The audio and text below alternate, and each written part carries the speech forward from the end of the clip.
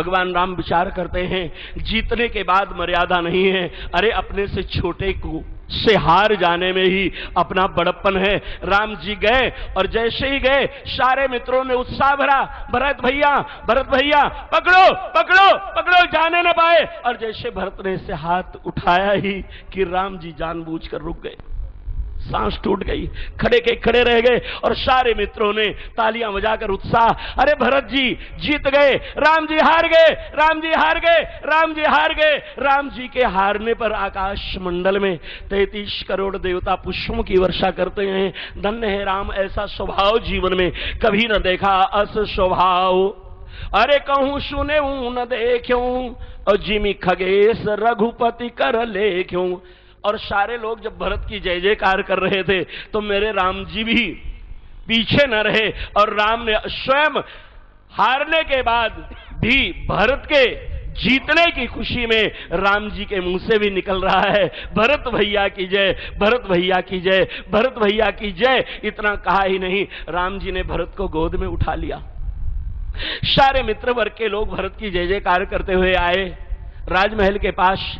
दशरथ जी ने सुना कोलाहल, बाहर निकलकर देखा, अरे भरत को राम ने गोद में उठा रखा है, सारे लोग भरत की जय जयकार कर रहे हैं, क्या बात है। दशरथ जी आए, जब तक कुछ समझ पाते राम जी ने हाथ जोड़कर निवेदन किया, पिताजी आपसे मैंने जीवन में कभी कोई याचना नहीं किया है, आज मेरी एक इच्छा पूरी करोगे।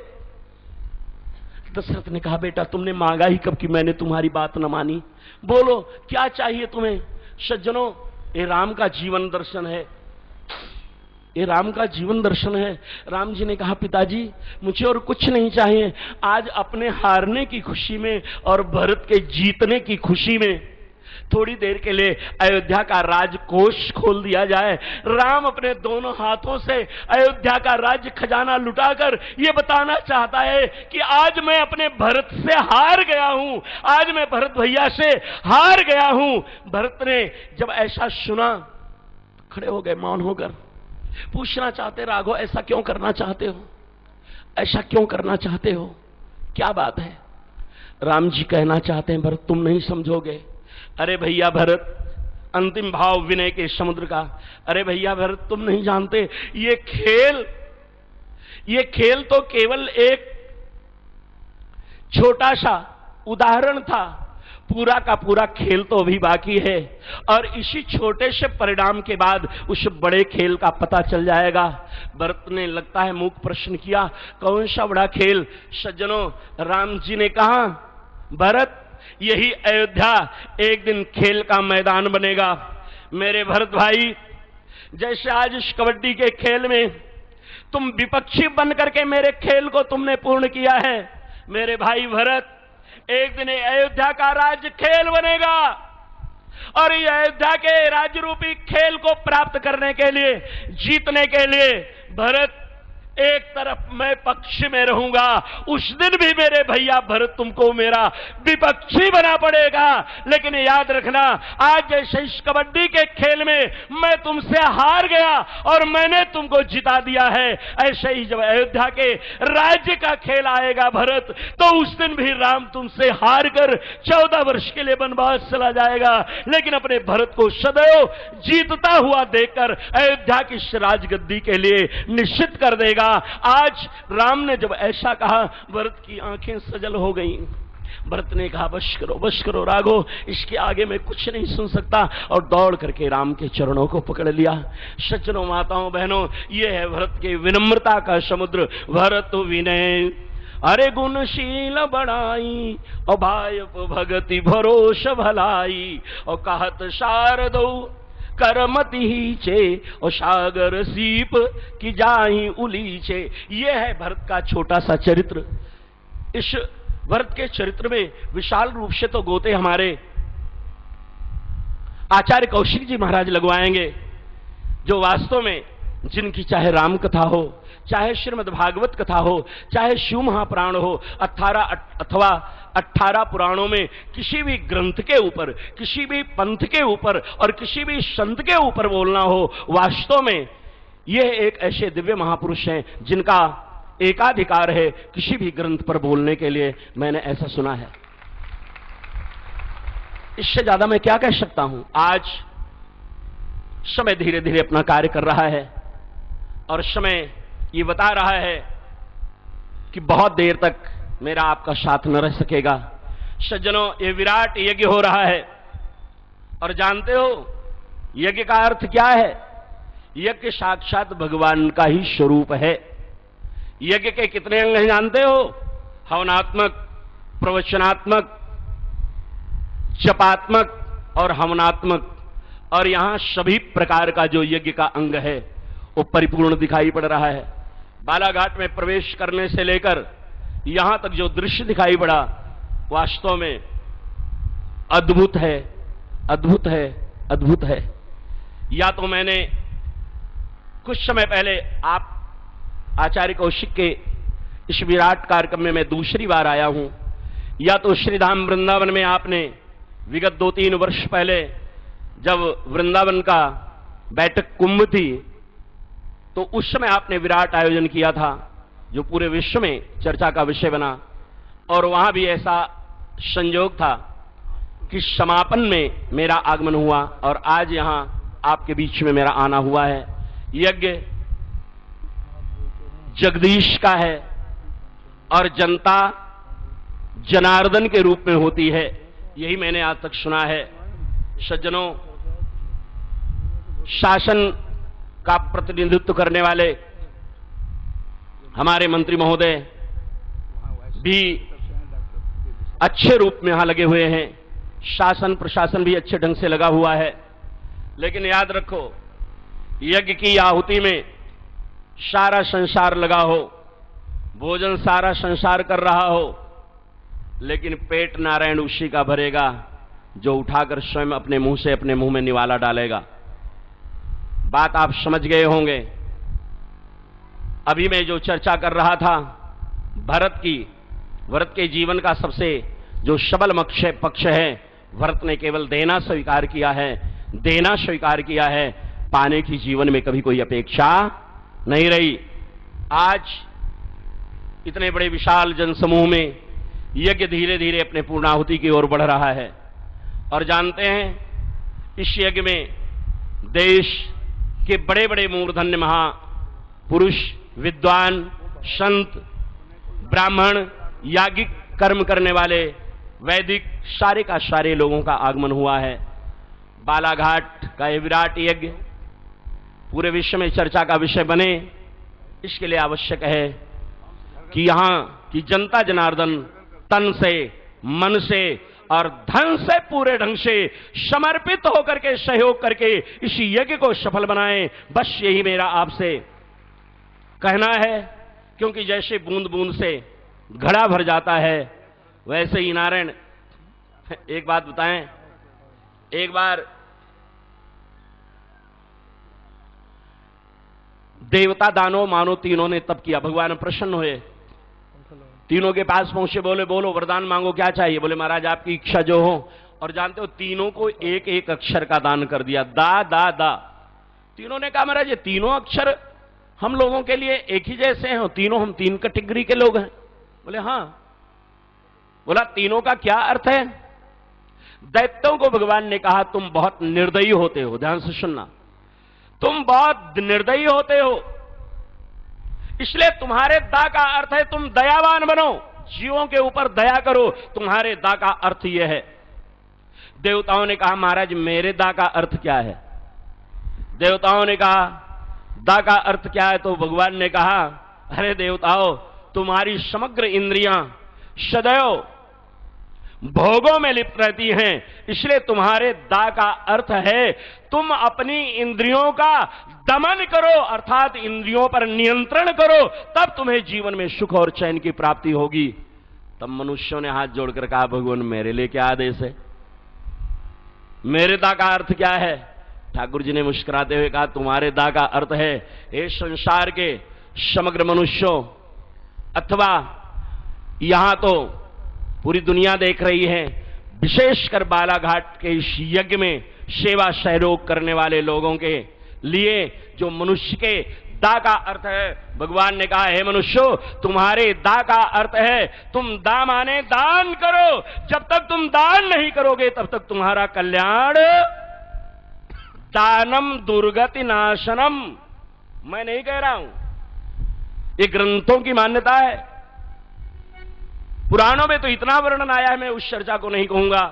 बहुत बुझाए तुम्हें का मैं का हूं, परम चतुर में जानत आऊं। इसलिए दान करो, दान करने से जीव का कल्याण होता है।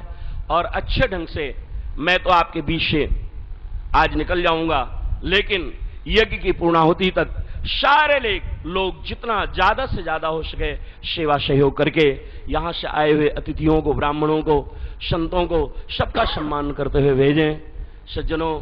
और अंत में मैं जरूर कहूंगा कि यहां के जनमानस ने जो ये विशाल उदार स्वभाव का परिचय दिया है, बड़े बड़े कार्यक्रमों को मैंने देखा है, लेकिन वास्तव में आप मुझे कितना याद रखेंगे ये तो मैं नहीं कह सकता। लेकिन आपके विश्व विराट कुंभ को देखते हुए मैं आपको सदैव याद रखूंगा, मैं आपसे वादा करता हूं। सज्जनों, इसी के साथ एक कार्यक्रम हुआ, एक दिन का नहीं, महीनों पहले, कई महीने पहले इस आयोजन का विशाल स्वरूप तैयार किया गया होगा। कार्य रूप परिणित करने में न जाने कितने लोग लगे होंगे, कितनी व्यवस्थाएं लगी होंगी, तब यह स्वरूप और शायद बालाघाट का यह पहला आयोजन होगा इतना विराट पैमाने पर। और आगे कब होगा ये तो मैं नहीं कह सकता, लेकिन वर्तमान जो आप देख रहे हो, जब छोटे छोटे बच्चे बड़े हो जाएंगे तो वो अपने बच्चों से बताएंगे, अरे मेरे बचपने में आचार्य कौशिक ने विराट आयोजन किया था और उस आयोजन में मैं बहुत बच्चा था। तब ये अपने बाल बच्चों को बताएंगे। नारायण, ये एक इतिहास बनेगा, इतिहास। इससे ज्यादा मैं आपको और क्या कहूं, बस इतना ही कहूंगा कि इस विशाल आयोजन में पक्ष भी बहुत मजबूत रहा। तो कई बार होता भी है जहां देवता होते हैं ना, वो विश्वामित्र जी जब यज्ञ करने लगे, देखो नारायण, हमारी बात को आप इतर न समझें। रामायण की चर्चा केवल राम कथा की बात हो रही, इसलिए मैं राम कथा की बात करूंगा। विश्वामित्र ने जब यज्ञ किया वक्षर में, तो राम को लाने की आवश्यकता क्यों पड़ी? अगर सब कुछ शांतिपूर्वक हो जाता तो क्यों होता? विश्वामित्र के यज्ञ में किसने उत्पात मचाया? बोलो बोलो। राक्षसों ने। ठाकुर जी ने मन में विचार किया, मेरे संतों के द्वारा होने वाला है विराट यज्ञ, अगर इसमें व्यवधान उत्पन्न होगा तो इसकी रक्षा का भार भी मेरे ऊपर आएगा। सज्जनों, माताओं, बहनों, राम जी शायद न गए होते विश्वामित्र के यज्ञ की रक्षा करने के लिए, लेकिन मैं कई बार कहा करता हूं, राम जी का प्राकट्य हुआ, राम जी का प्राकट्य हुआ तो ऐसे वैसे नहीं हुआ। सरजू के किनारे विराट यज्ञशाला बनाई गई और यज्ञ के माध्यम से भगवान राम का प्राकट्य हुआ। प्राकट्य हुआ तो यज्ञ से, और लीला का प्रारंभ हुआ तो विश्वामित्र के यज्ञ की रक्षा से, और विवाह हुआ तो धनुष यज्ञ से, और जीवन के अंतिम क्षण में राजा बनने के बाद जो चौथा यज्ञ हुआ भगवान के जीवन का, उसका नाम था अश्वमेध महायज्ञ। ये राम के जीवन में चारों यज्ञ, तो जिस यज्ञ से पैदा हुए यदि उसमें विघ्न आया तो भगवान ने कहा इसकी रक्षा मैं करूंगा, और विश्वामित्र के यज्ञ की रक्षा नारायण किया। मैंने सुना था यज्ञ में चारों दिशाओं में ऋग्वेद, श्याम, यजुर और अथर्ववेद चारों द्वार हुआ करते हैं। एक द्वार पर राम लक्ष्मण खड़े थे और विश्वामित्र जी को कहा, गुरुदेव आप यज्ञ करें, मैं यहां की जवाबदारी देख रहा हूं। प्रात कहा मुनिशन रघुराई, निर्वय यज्ञ करो तुम जाई, जाओ यज्ञ करो। यज्ञ प्रारंभ हुआ और जैसे स्वाहा, जानते हो हम लोग किसी मंत्र के बाद जब स्वाहा बोलते हैं तो स्वाहा के बाद जैसे अपन लोग भोजन करते हैं ना, तो ये मुंह समझ लो हवन कुंड है, मुंह हवन कुंड है, और भोजन की जो थाली है वो हविष्यान्न है, उसको मुंह में डालते हैं और जब हवन कुंड भर जाता है तो मुंह से आवाज निकलती, आहा, माने आनंद आ गया, पेट भर गया। तो हम लोग कहते हैं आहा, और जब यहां संत लोग यज्ञ करके कहते हैं स्वाहा, तो ऊपर में देवता उसको प्राप्त करके कहते हैं आहा स्वाहा आहा। जब हम लोग यज्ञ करते हैं तो देवता प्रसन्न होते हैं और प्रसन्न होकर के हम लोगों के ऊपर कृपा करते हैं। नारायण, इस प्रकार यज्ञ का ही कार्य होता है। तो भगवान एक द्वार पर खड़े थे और मारीच, शुबाहु आदि जो भी निशाचर थे वो गए, देखा राम लक्ष्मण इतने सुंदर थे, बोले उठाना बाण को मारना। मारीच शत्रु को रक्षा कर रहा है। दूसरे ने कहा क्या करें, शत्रु तो हैं लेकिन हाथ उठता नहीं और धनुष के ऊपर बाण चढ़ता नहीं। बोले क्यों? बोले इतनी सुंदरी है कि आंखें इनसे, इनके चेहरे को देखने से अलग हटती नहीं, इनको एक बार देखने के बाद फिर और किसी को देखने की जरूरत नहीं पड़ती। ये यद्यपि मेरे शत्रु हैं लेकिन ये मारने लायक नहीं है, ये मारने लायक नहीं है, हैं? नारायण, शूर्पणखा का नाक कान कट गया, फिर भी उसके भाइयों ने कहा यद्यपि भगिनी कीन कुरूपा, लेकिन बध लायक नहीं, ये बध करने लायक नहीं है। और तो दूसरे निशाचर ने कहा अच्छा उत्तर वाले दरवाजे से चल दक्षिण वाले पर। दक्षिण जाते वहां भी राम लक्ष्मण, पूर्व पश्चिम जिधर देखें उधर राम लक्ष्मण ईशावास्यमिदं सर्वम यत्किंचित जगत्याम जगत्तेन त्यक्तेन भुंजीधामागृद्धा कश्यद्धनम। नारायण, सर्वत परमात्मा को देखा और मुनि की यज्ञ की रक्षा किया। उसी प्रकार देखो, जहां अच्छाई है वहां बुराई है, जहां दिन है वहां रात आना ही है, जहां सत्य है असत्य लगा ही रहेगा, सुख के साथ दुख भी लगा ही रहेगा। इसलिए नारायण, जहां अच्छे कार्य करने वाले होंगे वहां थोड़ा पैर खींचने वाले भी होंगे, लेकिन याद रखो सत्य में वो जयते, जहां सत्य होती है, जहां सत्य होता है सदैव विजय वहीं होती है, सत्य की ही सदैव विजय होती है। और आज इतने विराट आयोजन में मैं तो उनको भी आशीर्वाद दे रहा हूं कि यद्यपि बालाघाट के यज्ञ में मुझे लगता तो नहीं किसी ने विघ्न किया होगा, लेकिन अगर कोई रावण के खानदान वाले आ गए हों तो उनके लिए भी मेरा आज आशीर्वाद है कि तुम्हारी बुद्धि भी शुद्धि और सात्विक हो जाए और तुम भी आने वाले समय में इससे भी बड़ा आयोजन कौशिक जी को बुला करके फिर करना और फिर उस शंकराचार्य को बुला करके आशीर्वाद लेना। इससे ज्यादा मैं कुछ न कहूंगा। तालियां बज रही हैं, 2 बार भगवान का नाम लो क्योंकि कथा बहुत हो गई है। कौशिक जी भी हमारे बहुत देर से बैठे हुए हैं, 2 बार भगवान नाम लें और फिर जीवन समय स्थिति परिस्थिति रही तो निश्चित रूप से हम सभी लोग फिर मिलेंगे। सज्जनों, इसी के साथ 2 बार भगवान का परम मंगल में नाम करें, नाम लें और फिर आगे यात्रा भी होनी है, जाना भी पड़ेगा। श्री राम जय राम, जय जय राम।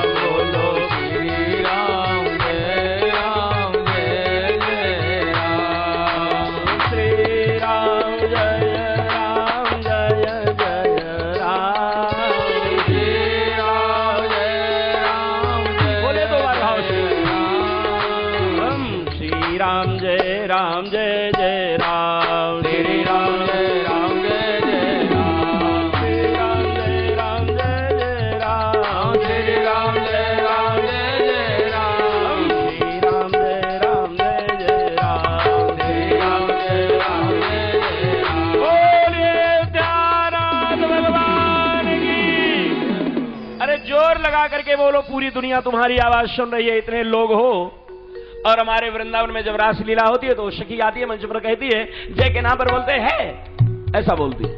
तो इतने लोग हो, जोर लगा करके जरा बोलिए, बोले उद्यानाथ भगवान की, यज्ञ भगवान की, धर्म की, अधर्म का प्राणियों में विश्व का गौ माता की। और एक बार दोनों हाथ ऊपर उठाकर मध्य प्रदेश में कम से कम ओंकारेश्वर में भगवान विराजमान हैं। नर्मदा जी तक तो हम लोगों की आवाज ओंकारेश्वर तक पहुंच जाए, बाबा समझ जाएं, भगवान शिव समझ जाएं कि वहां भी हमारा विराट यज्ञ हो रहा है। और लोग मुझे हाथ ऊपर उठा करके बुला रहे हैं। हर हर महादेव दोनों हाथ ऊपर उठा करके बोलेंगे, नमः पार्वती पतये हर हर महादेव। जासु नाम भव भेषज हरन घोर त्रयशूल, शो कृपाल मोहितो हि पर राहि सदाय अनुकूल।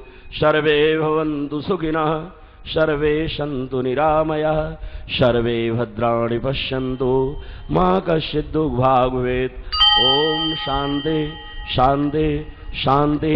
इसी के साथ आयोजकों को, यहाँ के अध्यक्ष उपाध्यक्ष, समस्त समिति के सदस्य वृंद, हमारे संरक्षक महोदय और आचार्य कौशिक के बारे में तो क्या कहना, मुंह पर बहुत कुछ नहीं कहा जाता।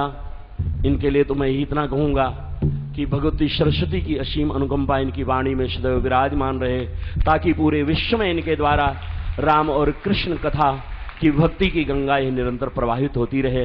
और श्री धाम वृंदावन से आए हुए जितने आचार्य हैं, वैदिक ब्रह्मचारी वृंद हैं और समस्त मंच पर मंचस्थ हमारे मंत्री महोदय, इनके सारे स्वजन और सारे सहयोगी वृंद और हमारे विधायक जी ताराचंद जी और अन्य जितने भी लोग यहाँ मंच पर विद्यमान हैं और विशाल पांडाल में हैं, सभी भाई बहनों के लिए हम ठाकुर जी के चरणों में ही प्रार्थना करते हैं कि आपका जीवन राम के जैसा बने और राम के जैसा जीवन व्यतीत करते हुए, राम भक्ति करते हुए अपने जीवन को परमात्मा के चरणों में समर्पित करें। ओम शांति शांति शांति।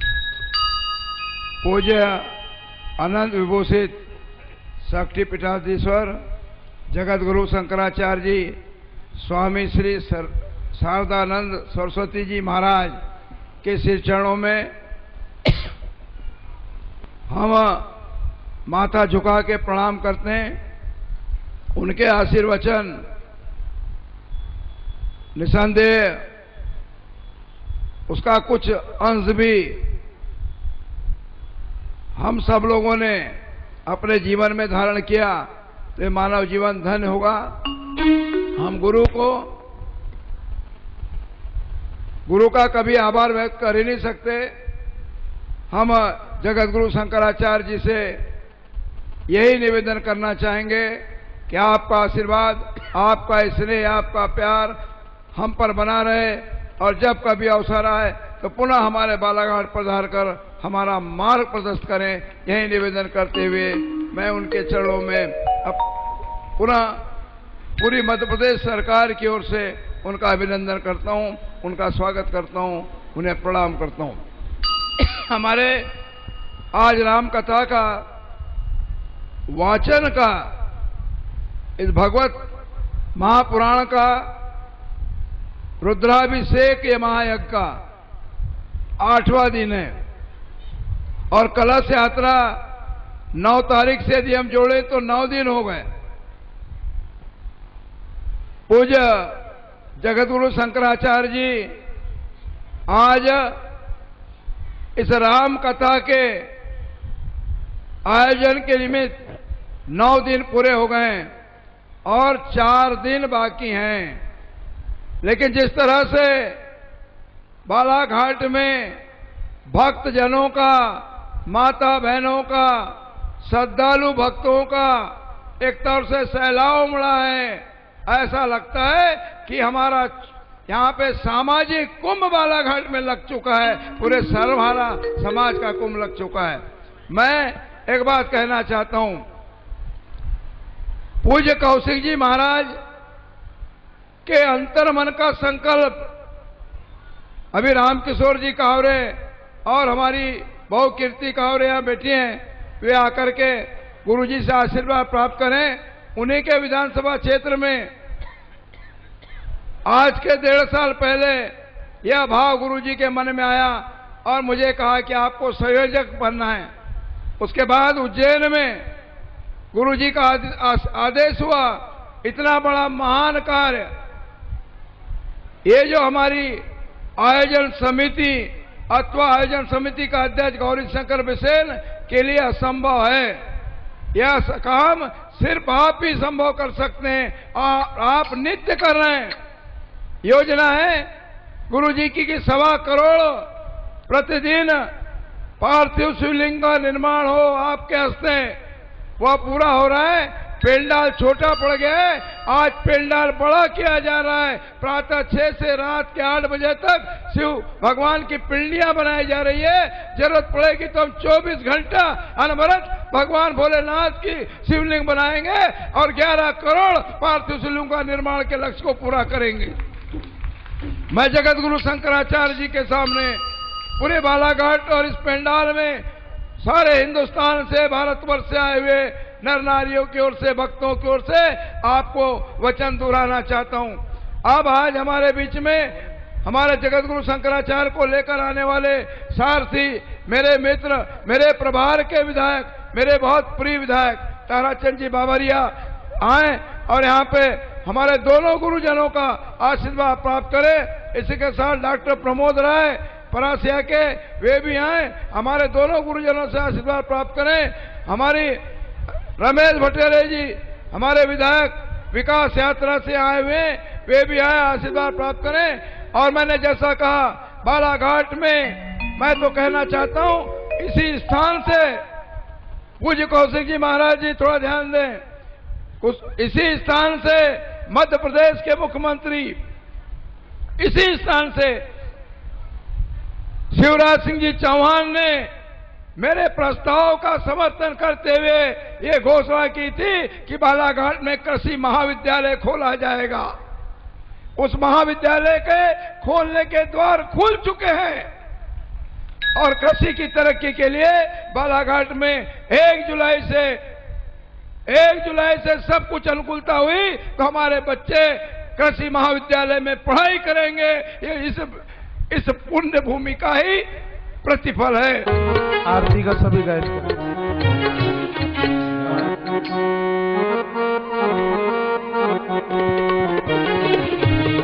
राजा राम तेरी आरती उतारो, हे राजा राम तेरी आरती उतारो।